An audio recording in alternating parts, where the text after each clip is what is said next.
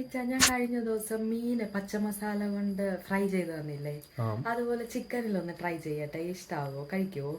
ഇഷ്ടമാണെന്നുള്ളത് ഇപ്പം ഞാൻ പറയാൻ പറ്റില്ലല്ലോ, കഴിച്ചതിന് ശേഷം പറയാം. കഴിച്ചു നോക്കാം. ഓക്കെ.